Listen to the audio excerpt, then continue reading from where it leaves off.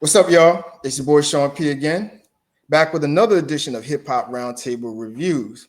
So tonight, we're coming up a little bit past the 1 year anniversary of the epic hip hop battle between Drake and Kendrick Lamar. So Reese Funeral Man, also King of the North, welcome again to our podcast. And Yes. Reese and I, we're gonna relive the battle, like the moments that were important. And looking back, we're going to see which songs aged well and didn't age so well. And then we're going to talk about the fallout of this, which was the UMG lawsuit from Drake, which took the world by storm as to a rapper really suing somebody over a battle. So we got a lot to talk about tonight. So let's start, Reese. Reese, what do you think was the moment that really turned the tide in the battle? Drake came out, if you remember how it went. Kendrick took the shots on like that.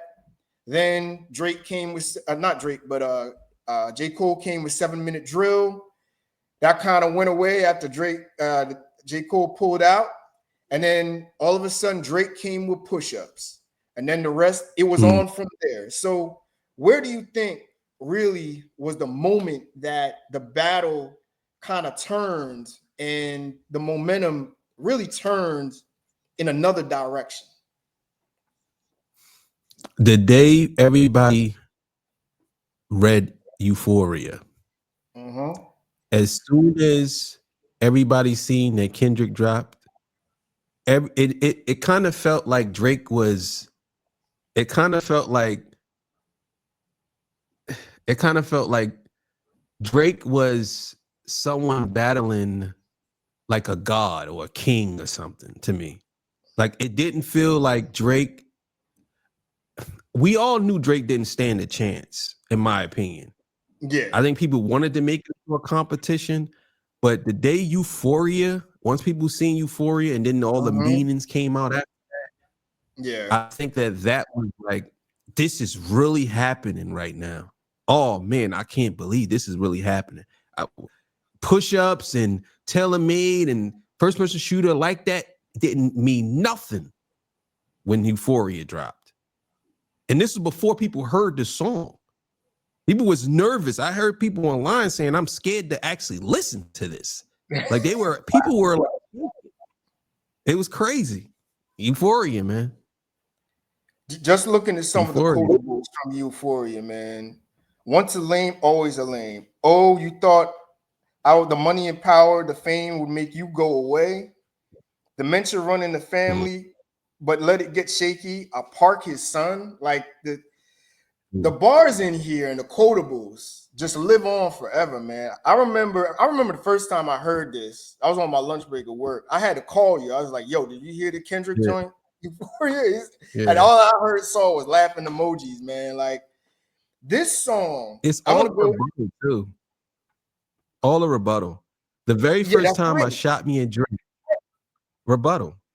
He said when Drake said he was on, he said he was these bars go over Kenny head. Then he said, just to talk to you, I had to hike down. So Kendrick came back, said the very first time I shot me at Drake, I didn't point down enough. Today I learned from those mistakes. Oh my God, yo. But what the biggest rebuttal was though? I'm the biggest hater. I hate the way that you walk, the way that you talk. I hate the way that you dress. I hate the way you sneak this. When I catch flight, I come direct. We hate the bitches you fuck. You know, you confuse them with real women. And when he said, I'm not the only one, I'm what the culture's feeling. Oh my God. That to me was the bar that shook up the world. Yeah. I think that bar right there was a bar that Drake could never get around. No matter what. If Kendrick Lamar would have just Euphoria, Drake could never get around that bar. That bar is like a virus that's connected to Drake. That and it's another bar. I'll talk about that later. But that bar, I'm with the culture feeling. Yeah, you can't. I remember I talked to Jay. Yeah, shout out to Jay. Jay said to me, he don't like the fact that Kendrick Lamar used the culture against Drake. He said that he think that Yeah, that was a low blow. And I said, well, all is fair in love and war. You got to understand, this is battle rap. yeah, You can't tell me that like, you can't sanction how you should talk to somebody in battle rap. Since when you been like that?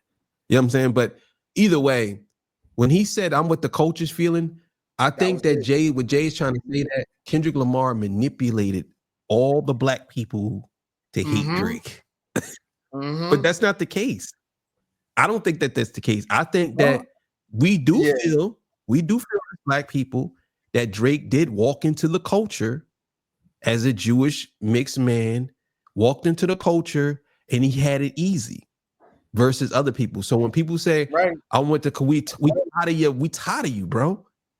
I'm with the culture's feeling. We feel like you had it easy. That's what I'm saying. So I what I mean, believe. I'll look at it when he said, I'm not the only one, I'm what the culture's Yeah, feeling. That yeah. created a culture narrative. Kendrick's for the Mm-hmm. culture, Drake is for the industry, Kendrick's for the culture, Kendrick's for hip hop, real hip hop. And Mm-hmm. that Yeah, changed everything. I think that right there was the moment that in that song is when the tides turned. Because now it yeah, wasn't about um just Kendrick Lamar and Drake or Drake dissing Kendrick or whatever.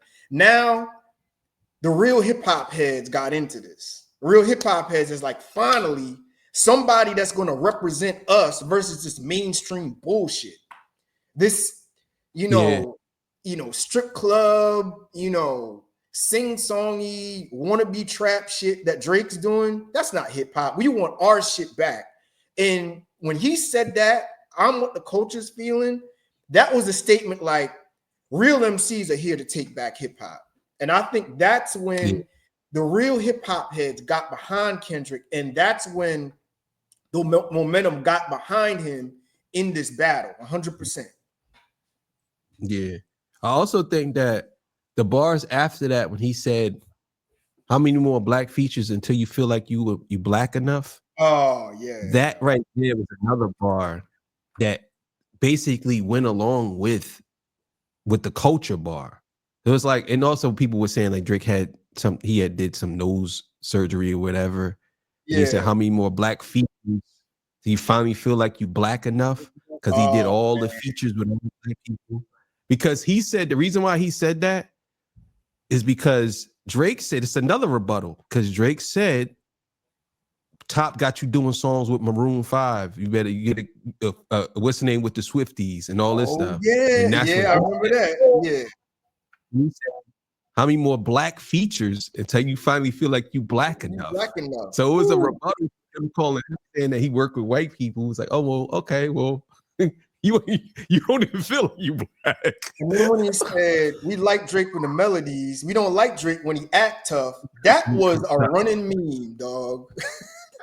Yeah. That's he's never gonna be able to escape that bar either. He That's another can't, bar. man.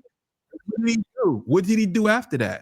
I He mean, released an album called Some Sexy Songs for You with melodies. a song full of melodies.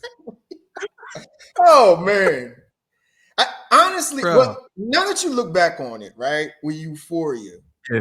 is that the best song of the battle? And is that all time diss songs of all time? Is this a top 5 diss record? Euphoria. I would say he has two. Not Like Us clearly is the guy. That's the Yeah. guy. I think Yeah. Not Like Us is so big that it's so big that you don't even realize it's a diss song anymore. It's just out of here. It's like Not Like Us is big like Thriller big. People don't realize how big that song is. That That's song is right. very big. You know what I'm Yeah. saying? That song is out of here. But if I had to say which was the best out of all of them, I definitely would say to me, when I was at the concert and Euphoria came on, yeah, that was different. Mhm. Um, The I energy, would say man. Oh my God. Euphoria probably is the best. My favorite though isn't Euphoria. My favorite is 16? 616 in LA. Yeah, because of the Yeah, that's my lyrics. favorite. Yeah, That was his I best think lyrical joint. yeah, I think he mimicked Drake's style and then he basically he surgically took Drake apart in that song. And you know the reason why that song isn't as big? You know why it's not that big? Because that song didn't get cleared for DSPs. That's why it never came out. It's not on Spotify, nothing. That song is only on YouTube. If he would have cleared that song on DSPs, it would have been big too. That would have definitely been a big record. Oh yeah, 616 was his best lyrical joint, but I'm gonna go so far as to say Euphoria is my favorite Kendrick Lamar record and by far his hardest record. I'm not ready to put it up there with Ether. I think Ether to me is the greatest diss record of all time. I mean, every time Ether comes on, the Ether music comes on. I mean, it's common vernacular today. I mean, they use Ether in politics. They use it on Fox News, and MSNBC. They use it in sports. So Ether is like one level, but not like us is going to get the fame for this battle. But I swear, man, to me, in my opinion, Euphoria is my favorite and the hardest this record is. I think that was the moment that turned everything in Kendrick's favor. Honestly, man. Yeah. I think that I definitely think that Euphoria to me, I wouldn't go as far as saying it. Well, I don't think you saying that, but I wouldn't go as far as saying that. I think if you ask me, the Kendrick Lamar's hardest song is Black of the Berry. That's I believe his hardest song. Oh, I think time? that Euphoria, of all time. I think Euphoria has the most energy though. Like you play that in the concert, bro. The energy on Euphoria is unmatched, bro. Yeah, it just keeps going. It keeps going, and you don't realize the song is almost 7 minutes long. Like for real. Man, I remember in that show. When that sign came up on there talking about don't tell no lies about me, I won't tell no truth about you. And that came on and it, whoo boy. Like it was the energy was on 5,000 in there, man. Oh my God. Yeah. You like shoo. Man, let me tell you, I can't get enough of that. Kendrick Lamar that I respect. As a Kendrick Lamar knows, I think he kind of knows. He's and Drake's kind of like this too, but I think Kendrick does a little bit better. Kendrick Lamar knows he knows that these songs that he does is going to be played at a concert. So him saying shoe like that, everybody's gonna say that. Shoo, beep. Like, he knows that. Like, really, what does that mean? Like he's like shoe B? Like what does that mean? But it's just something that he did that in Peekaboo. Exactly. That's another one. I mean, if we have time, we could talk about the show after this a little bit because that show was something else too. But back to the next question, right? When it comes to the songs in the battle, because we had a total of I think 9 songs, really. It was a great back and forth between Drake and Kendrick Lamar. What were the songs that you look back on it now that really didn't age well? You know, I actually got one on Drake and Kendrick's side, but I'll let you go first. I'm gonna tell you the songs that I thought that I think that didn't age well for Drake. Obviously the Heart Part 6 didn't really age too well for me. I think that Tailor Made is another one that didn't age well. Oh, that I think Push-Ups. Right. I think Push-Ups to me, and this is I think Drake made a mistake. And I'm gonna say this. I think he made a mistake. I think Drake should have performed these songs in the concert. I think he should have did that. He should have did Push-Ups in the concert. I don't understand why he never did that. That was a bad move. But anyway, those are the only two. Now on Kendrick's side, I don't really have anyone that didn't age too well. I know a lot of people probably would pick Meet the Grams, but for me, I think Meet the Grams is the best lyrical song out of all of them. If you ask me, I think some of the stuff. I think Meet the Grams is the record that really, really bothered Drake. I think that record really hurt him because every time you see Drake, he referenced that record all the time. He don't reference the other ones. He only referenced Meet the Grams. Yeah. And I'll explain my theory on that, but I'll let you go. But I'll explain my theory on Meet the Grams. But I'll stay on the songs that didn't age well on the Kendrick side because you brought it up, Meet the Grams. Now, here's my thing about Meet the Grams. I think it's a great song, a phenomenal song. But in the end of the day, and we didn't know this at the time, it was really just something quick to get out there to be a rebuttal to Family Matters. But really, in the end of the day, it's kind of not a song for a battle. It's more like it reminds me like Eminem when he did Stand. You know, that would have been a great song. Like let's say if he put that out as a bonus cut on GNX, that would be great. Yeah. You know, because the way it's a great conceptual record. You know, and even though he used the daughter thing, I didn't think it was really needed. He got his point across talking about the mother, the father, just talking about Drake. He got his point across. He didn't need the daughter controversy because that just gave fodder to, you know, Drake's stance to go ahead and make up stuff about him, about, oh, we planted him shit about the daughter and blah, blah, blah, and all of that. But even though, knowing Drake's womanizing, most likely he probably does have a daughter out there. But you really can't prove nothing, so whatever. But I don't think it's a bad song. I just think overall, people kind of saw Meet the Grams kind of faded out as one of the most popular songs in the battle because people right now, when they go to the battle, they go to Euphoria, Not Like Us. That's the first songs they're going to.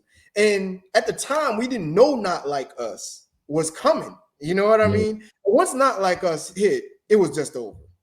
Forget about it. You know what I mean? So we kind of forgot about Meet the Grams, but that's a song that didn't age well, but it just didn't age well because it was kind of out of place. And Not Like Us just overshadowed it like 1,000 times, really. You know what I mean? But I still think Meet the Grams is a great song.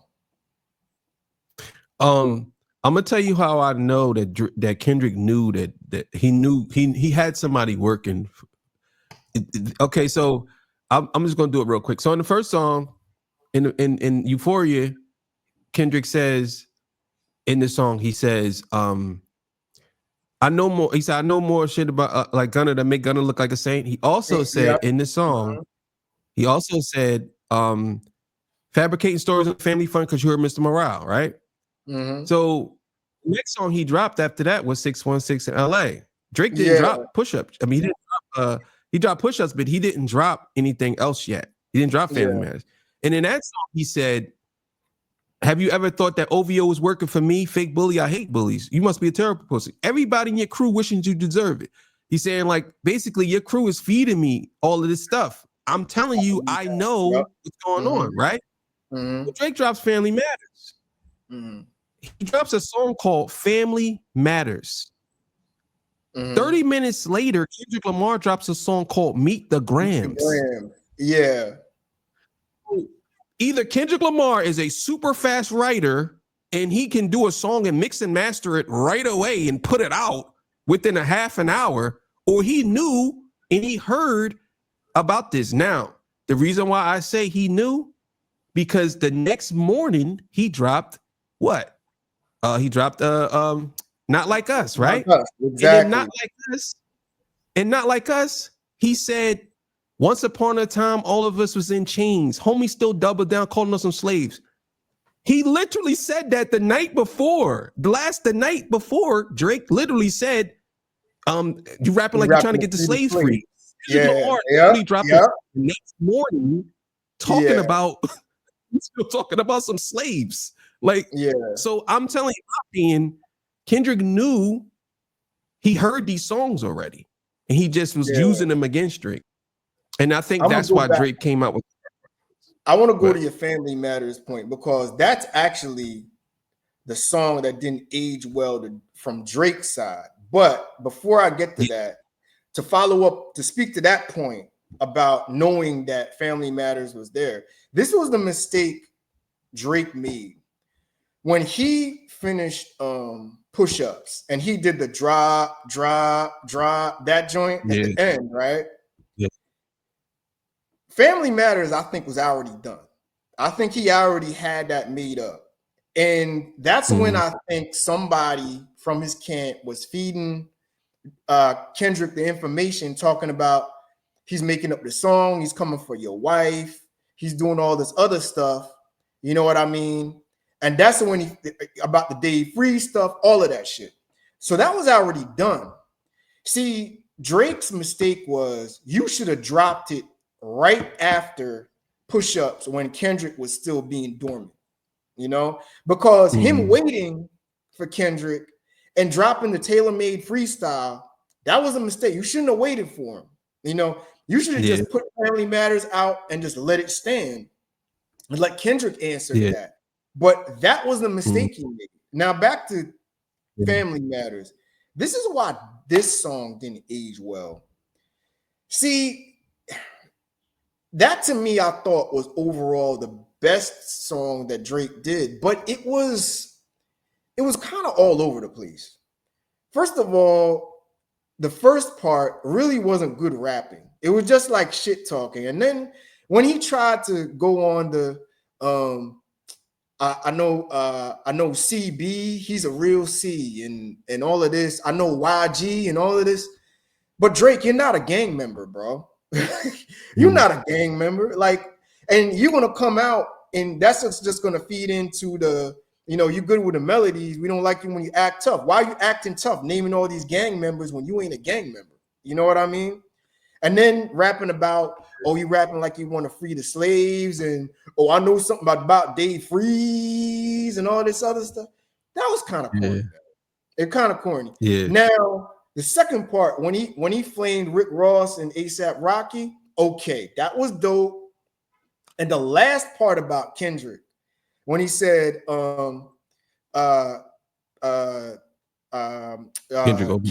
opened his mouth. Somebody give him a Grammy right now. That was his best diss towards Kendrick to me. So to me, he should have split that song up.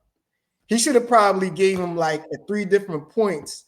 Maybe gave the first part as like a warm up, and then after maybe Not Like Us came out, maybe drop the second part about Kendrick. You know what I mean? About with the violin beats and him when he flipped the Prince and Michael Jackson reference, that joint, that was his hardest bar to me of the entire battle.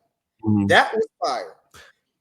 So if he would have done that and strategized it that way, I think people would have looked at the battle more in a favorable way for him. There's another rebuttal in Not Like Us, and it has something to do with, remember when Drake said, you ain't a real nigga unless you're getting DP'd. So Kendrick Lamar in the song he said, "This is the real nigga challenge. You call Future when you want to see the club." Remember when Drake said, "You ain't CB, you ain't YG, you ain't all that." So he flipped that bar on him and used Atlanta and said, "This is the real nigga challenge." You know what I'm saying? You call Future when you want to see the club, and he called out all the names that he worked with that make him real. Because you know what I'm saying? He named all of these LA niggas. Yeah. You named all the niggas. So I'm gonna name all these Atlanta niggas that you mooch off of. That's genius. And he did this the next day. This is why I said he had to have heard Family Matters. Because you wrote that. You wrote that in 3 hours? Because that song came out and then Family Matters, I think, was done. I think this is what Drake did. I think he wrote Push-Ups and Family Matters in the span of like 1 week. And that was it. You know, he wrote all of that in 1 week. But he let it sit, and basically he tried to egg on Kendrick to get out all his ammo so he could finally drop Family Matters. Because remember, that was supposedly the red button, right? And Drake was bragging, I got this red button. he should have just kept going and dropped the red button right after. And because at least then he would have been up more on Kendrick. So he would have been from a higher platform to talk from than when he was, and he was egging Kendrick on. Because in that period where Kendrick was kind of dormant and he didn't really say anything after push-ups dropped, that was when Drake was really up.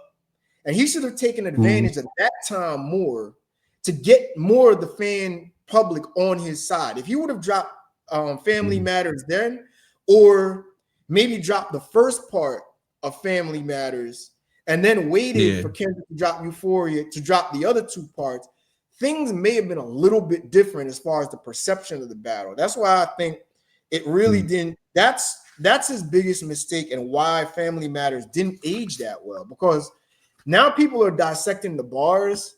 I actually watched a show on watched a part of one of your podcasts that you were breaking down the bars of the first part of a Family Matters, and the bars were really like mid to whack. They wasn't really bars. They wasn't really bars. There was more shock value. That the first part of Family Matters was, I'm gonna discredit Kendrick and I'm gonna show y'all that Kendrick Lamar, I'm gonna say some salacious things about Kendrick, and I'm gonna have people believing and thinking something, because the whole thing was Drake wanted to prove that Kendrick Lamar isn't a moral man. He's not as, how to say this, he's not as innocent as y'all think he is. He's a hypocrite. He like girls. You don't really. You think this guy is black and he black. He's not black and he black. He wanted to discredit Kendrick. But see, the problem with that is Kendrick Lamar has no skeletons in his closet. And he let it out really on Mr. Morale and the Big Steppers anyway. He talked about it right there. He said, "Look, I was cheating on my girl. I had a thing for white girls." He literally said that. Yeah. So it's like, yo, it's kind of like Kendrick Lamar seeing all this coming, bro. And on top of that, not nothing about the whole high morality standard. Like, all right, so he was separated from his wife and he had an affair with a white girl or whatever. But in 2025, what is that really? And it's coming from the number one womanizer in the game. You know, like you're Mr. High Morality about women now. You disrespect women on your records. Yeah. You made a whole album disrespecting women with 21 Savage. Like you go ahead and do all of this goofy shit. Yeah, I mean, you're 38 dating Lotto's sister who's 20 years old. Like, who are you to go ahead and say, all right, so he hooked up with some white girls? Like, you're Mr. Morality on. And that's what Kendrick was saying to him in Euphoria. Yeah. We just keep this a friendly fade. Let's just keep it a friendly fade. Yeah. You should keep it that way. Because I know some shit about Gunna to make Gunna want to look like a saint. Like, it ain't all about these, you know, and that's when he went and said, I'm the biggest hater. Like, I think Kendrick Lamar really wanted to battle Drake head up. Yeah. And you know what scared Drake too? After Family Matters dropped, and then Kendrick dropped Not Like Us. Mm-hmm. When Kendrick Lamar dropped the Squabble Up snippet, yeah, that was it right there. Yeah, that was it. Oh, yeah. Because I think Drake kind of seen that coming. Like, Kendrick Lamar wanted to battle Drake hit for hit. That's what he wanted. He wanted to go hit for hit with Drake. And he was waiting for that because he thought that, okay, I'm going to drop Not Like Us. He's going to drop a hit because he has to. He has to drop a hit. And he didn't. He dropped the Heart Part 6. No face. And he was still trying to rap. No face. He was still trying to rap. He was like, nah, bro. I already took your spot. You trying to rap with me? I already out-rapped you on Euphoria. You can't rap with me right now. And even if you break down the bars and Not Like Us, it's still bar heavy. And see, the mistake he made too is then Drake tried to put out these like mid to weak like sort of bangers with like No Face and the 100 Gigs joint and all of that. That wasn't doing it. That wasn't doing it. Yeah. a song called Circadian Rhythm. This is how I'm Yeah. telling you, bro. This is how I'm telling you, man. Kendrick knows, and he probably has all Drake music. Drake did a song called Circadian Rhythm years ago, right? And then he updated it. But Kendrick Lamar had in one of his in 616, he talked about circadian rhythm. Yup. These dudes been talking to each other through songs for years, and people don't realize this. Yeah. They've been talking to each other for songs for years, but I think now, as far as the Heart Part 6 goes, because I want to get into that. All right, we can talk I think about that. To me, that was the worst one. Now, don't get me wrong, the beat is fire. I agree, yeah. The beat, right? To me, the beat is probably the best out of all of them. I like the Heart Part 6 beat. I think that beat is phenomenal. Yeah. But the Heart Part 6 beat reminds me of something that Benny the Butcher somebody would rap to. Yeah. You know what I'm saying? That beat is one of them type of beats. If I'm not correct. I think Conductor did it, but I don't know who did it. He might have, but that was one of those beats. Now, it kind of reversed the roles because when Not Like Us came out, that's something that you would think Drake would do. Yeah. And the Heart Part 6, something you would think Kendrick would do. Yeah. So it's crazy how Kendrick Lamar pushed Drake into his element and took his element over. It was like, okay, I'm gonna do the hits now, and I'm gonna push you into trying to rap with me, and I'm not even rapping with you no more.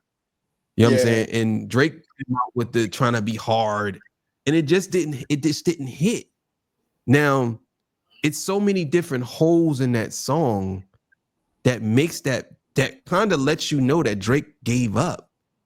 And he was just saying anything. The whole thing about my thing with the Heart 6 was, what was the goal of that song? Because you started off kind of cooking rap wise, and I actually heard him, and I'm like, this might have potential because Drake is actually trying to rap. Then he started trying to explain himself, and that was it right there. That's my number one thing. It's like, I guess my thing is, when you're on trial, right, and a lawyer is defending his defendant or what have you against the prosecution, they say the number one thing is never put your defendant or put the person you're defending on the stand. Never do that, because you're opening yourself to questions, right? And people are going to ask questions, and they're going to look at your every move. So that's what Drake was doing.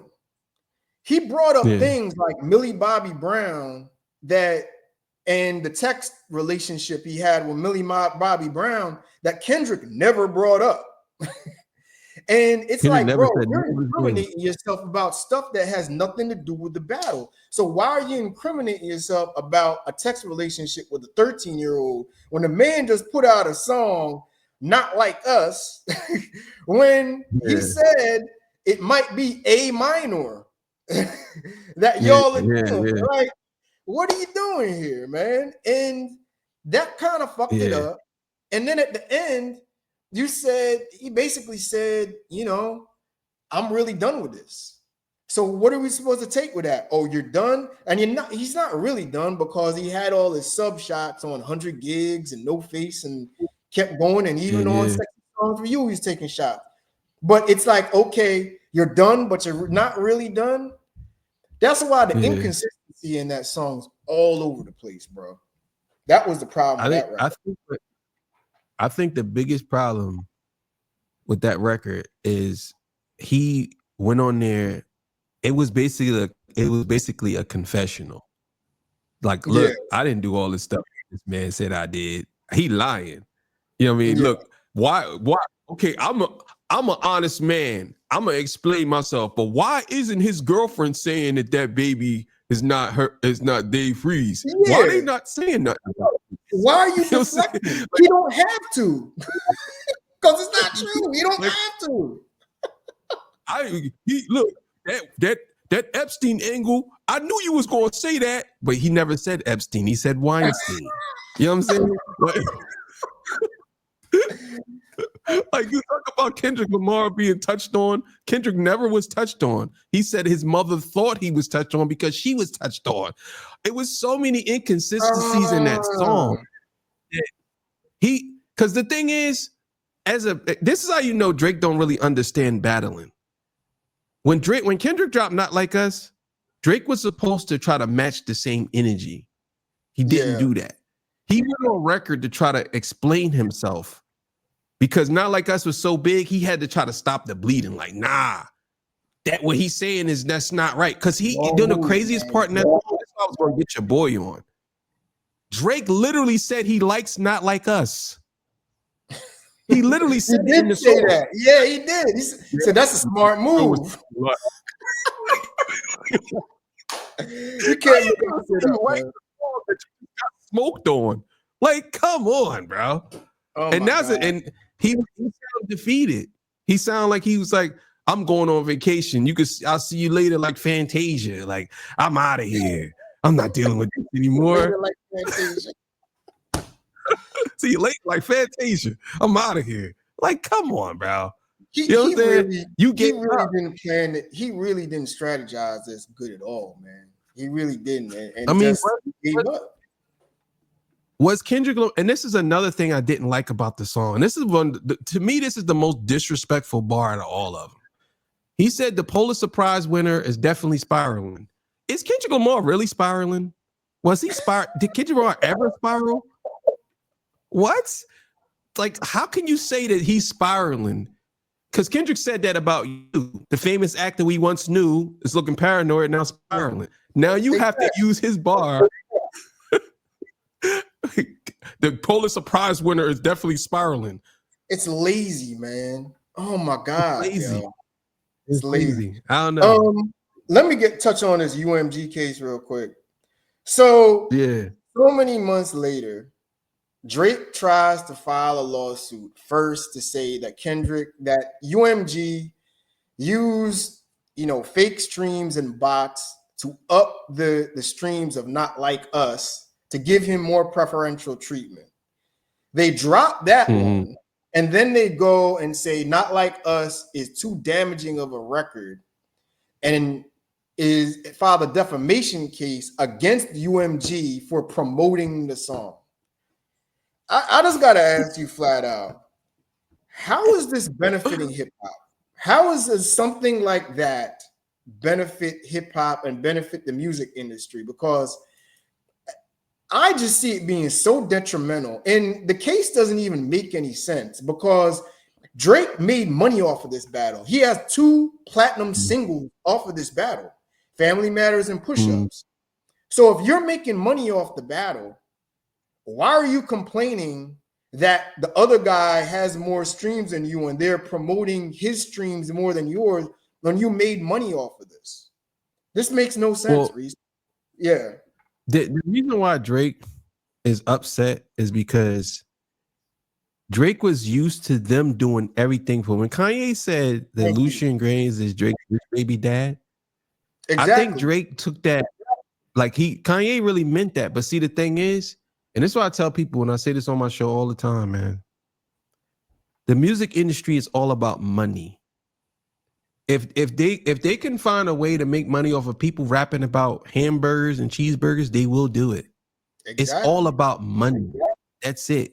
So if Kendrick Lamar and Drake is battling, Kendrick Lamar has a distribution deal. Drake is signed to UMG. Kendrick Lamar is not signed to UMG.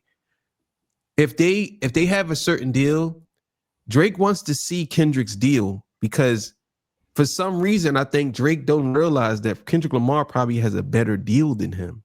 This is why on Push-Ups, he's saying, I need to see this deal. That's the whole, he went to court to try to file a case to see Kendrick's contracts because he want to know if he's making more money than him. Because it's possible that Drake is the bigger rapper, but Kendrick could be making more money than him. And he doesn't like that. So he needs to see, I need to see what it is, but they dropped that part. I'm going to tell you why this is detrimental to music in general. If they was to go ahead and grant Drake this thing and he wins this case, now all of the record execs, they have to micromanage everything you say in music. That's because they're going to be afraid they're going to get sued. So all of them, this just doesn't go for hip hop. This goes for all genres. Because if you say, I feel as though that this person is disrespecting me and you are promoting that, they can get sued. It takes away artists' creative control over their music. That's what the First Amendment is for. It's to protect the artists' creative artistic expression. And I think that Drake doesn't care about that because he's already made. Drake's already a legend. He's already a made man. He feels as though if he can beat this, because he needs to get this one win. If he beats UMG, he can go around and say the reason why Kendrick beat me is because they helped him. That's why. He won because they helped him. Yep. Me personally, he's going to drop the case. I don't think he's going to go to, I think this case is maybe goes to about June, probably before that. He's going to silently drop it because it's no win for him. How can you win? They was promoting you talking about his wife had a baby by somebody else. How can you win? You were disrespecting him. You said he was a woman beater. You got 2 platinum singles. Yeah, I'm baffled by this. And well, it's a couple of things. First of all of these cronies and clowns on the internet getting all hyped up behind it, like, yeah, we're Team Drake, go beat UMG. All of these people that care about record deals now, and he's fighting for the artists and all this bullshit. Why the fuck do I care about a man that maybe, I don't know if he's a billionaire yet or close to it, and has a $400 million record deal? Why do I care about his money? As a hip hop fan, all I want to hear is good music, good albums, classic shit, and banging singles. That's what I want to hear. Mm-hmm. So why everybody getting behind Drake on this? Oh, well, yeah, he's trying to rip down the system and he's revolutionizing shit. No, he's not, because he's just restricting artists from saying what they want to say and really going in and having real battle lyrics when it comes to records. He's restricting artistic creativity at the expense of his record deal. And why the fuck do I care about it? You're making $400 million off of this shit. And I don't give a damn if they're diminishing your value because for the next deal. Because, bro, if it's that way, then just make a bunch of records, make a greatest hits, get out the record deal, and just go somewhere else. You could go independent. You're big enough for that. So why the fuck do I care about diminishing your value for your next deal with them? Like, it makes no sense, bro. So, and I, as a hip hop fan, I could care the fuck less about his deal. So it's just it's the most awkward and just the softest move by any rapper or hip hop artist I've ever seen in hip hop history, man. Honestly. What are the biggest things that could happen if he wins this is everybody that's offended by the word nigga can use that against them to sue the record labels because they allow them to put a racial slur on record. And this is the reason why nobody's ever went after them for that. But once that happens, if he wins, anybody that feels offended by that word, they can literally go after the record labels for it and say, well, you allowed them to say this word and that offended me as a black man or a black woman. You allowed them to say nigga. This is the reason why it's such a bad thing for them to do, for Drake to do. And the people who are supporting this don't realize that he's really going to destroy the music industry as a whole, because now all of these record exec and these A&Rs, they literally going to be, when you give a song up, let's say me and you do a song, they're going to have to listen to the song and say, well, you have to change this. You can't say this. That's too offensive. You can't say this. Can't say that. You can't put that in there. You got to change that. And it's the same thing if you think about it, right? That's actually giving more power to the record labels. Exactly. The record labels, everything you do, they're gonna be like, yeah, okay, yeah, take that out of there. It's stupid. It's idiocy. I don't know, man. It's idiocy all over ego. So last before we leave, man, you went to the GNX tour. down in Philly. I went to the GNX show over at MetLife Stadium, bro, and I just gotta get your experience from this, cause man, was I blown away. I'm gonna say this. I think your experience probably was a little better than mine Really? because you had close to 8,000 people in your joint. Yeah, I yeah, did about 65, which it's yeah, not that big of a this a big difference, but MetLife yeah, is definitely bigger than the and it's so crazy if you go when you go to these stadiums, you don't realize how big they are. They like small cities. Like it's crazy. Like to house that many people in one place. But I definitely think that for me, I'm gonna start. Actually, this is my second concert that I went to in a stadium. yeah, Now I yeah. never went to a concert. I went to the weekend and I went to this one. I'm going to every concert in the stadium if I like somebody. I'm Yep. going. Yep. Where the stadium tours at? Yep. Stay where the stadium tours at. That's all I'm going. The stadium tours. I loved it, man. I thought Kendrick Lamar did his thing. I thought SZA did her thing.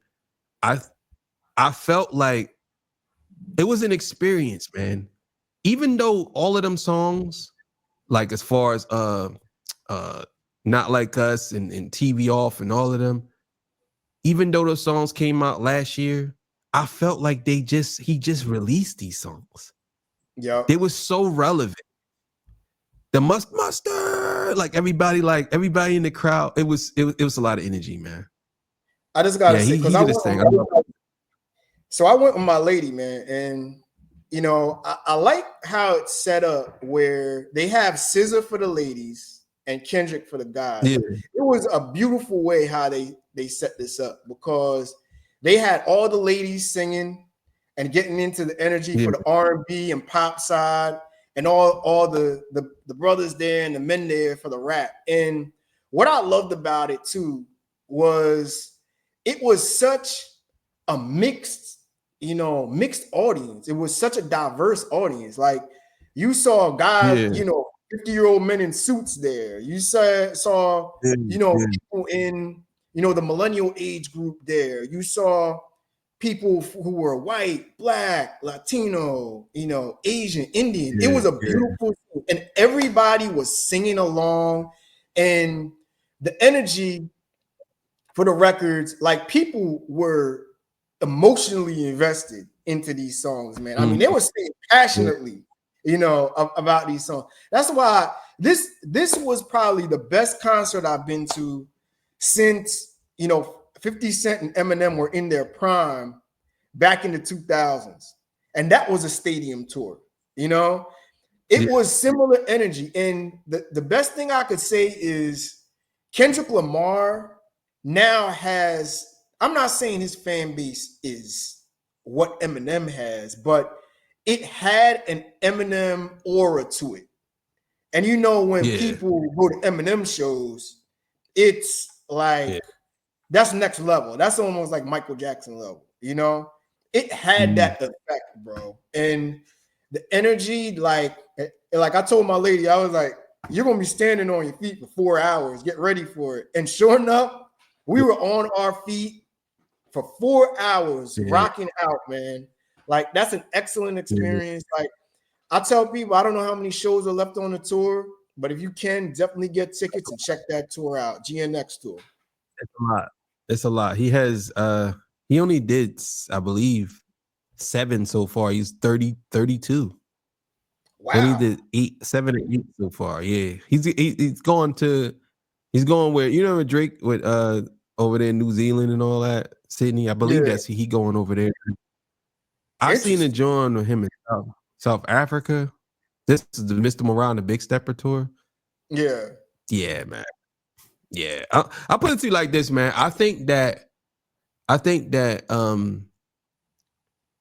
the way Kendrick is going, he has so much respect from all these MCs, like everybody.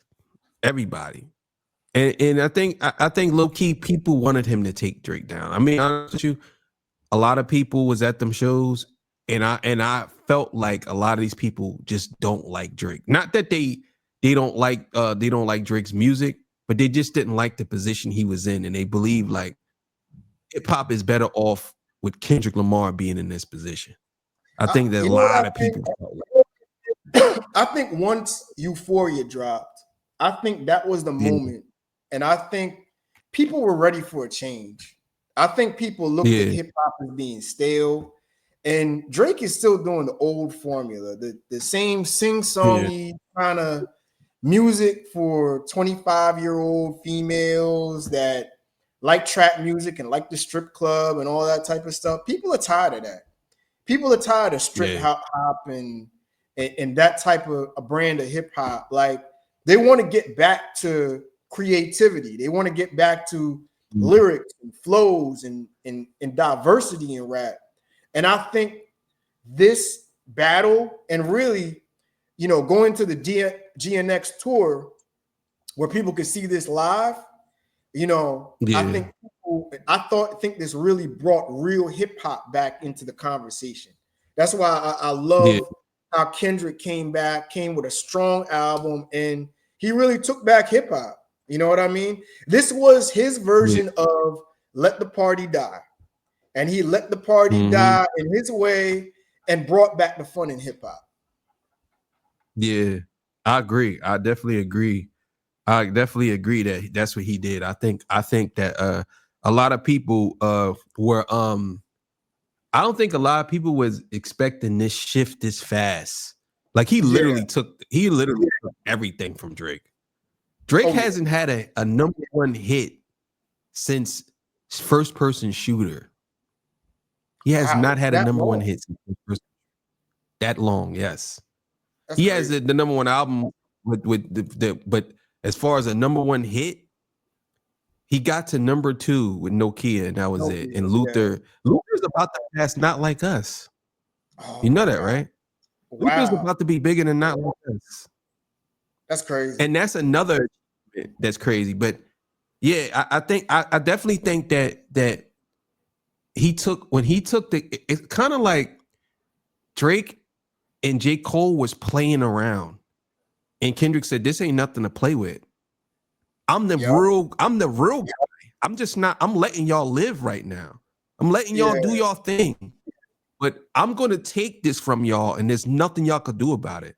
And he Exactly. literally took it from the top two best rappers in the game because there was nobody better than them two at the time. Yeah. And he came and took it from them.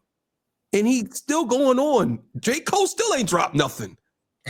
Look, he dropped no 3,000. He ain't dropped no record yet. We're I still think waiting on the people, fall off. Like, I mean, how long is yeah, this fall off rollout promotion for? Like 2.5 years J. already? Cole, Like, what we doing, J. Cole? he stopped the whole Dreamville tour thing. He cut that. Yeah, Yeah, I'm telling you, man. crazy. The one thing I would say about J. Cole, where I think he missed this opportunity, is he should have battled Joey Badass. He should have came back at Joey.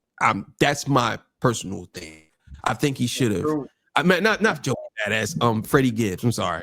He should have came back Yeah, at Freddie Gibbs. That should have been a battle because that had the potential to be just as big as Kendrick and Drake. He should have did yeah. that. I was no way he should have not took on that battle. Oh He should yeah. have battled him, bro. That would have That's been some fire. I interesting. mean, You know what? That's some interesting points. I think J. Cole could actually save some grace if he battled Freddie Gibbs or Joey Badass. To be honest with you, exactly. I don't but understand why he didn't do that. if people take shots at him, people are just going to lose more respect for him as an MC, as this guy who wants to talk like he's the top guy in the game, but duck all the people that are calling him out. I mean, that's the Yeah. softest move you could ever make. He ain't duck Little Pump and all of them. He ain't duck Kanye. He was talking crazy about them. Oh But my when it God. comes to a residency, he apologized to Kendrick. He shut up about your boy. Boy, how you gonna Weird, say you man. the best of all time and you getting on stage apologizing? Crazy. Freddie Gibbs is like, you crazy? How you gonna say you the Man. best and you apologize? Like, come on, man. Like, yeah, man. He should have did that, man. I don't understand why he didn't. I don't understand why he didn't. Who knows, man? Who And knows? It is what it is. Anyway, thanks for joining me tonight, man. And definitely check out Torture appreciate it. Chamber, King of the North, aka Funeral Yeah, man. aka, I mean, you're gonna have like 10 names sooner or later, man, with how big Torture Chamber is growing right now, man. Keep doing your thing. I And dropped definitely. No, I was gonna say I dropped 3 episodes a day. You know what I'm saying? 8, 12. And I also have Torture Talk After Hours, where I drop videos over there twice a day or sometimes once a day.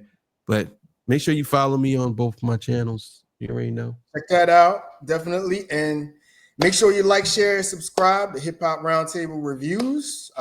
There are some interesting topics we will be getting into shortly, next couple of days or so, with some battles that could be brewing. So definitely check this video out.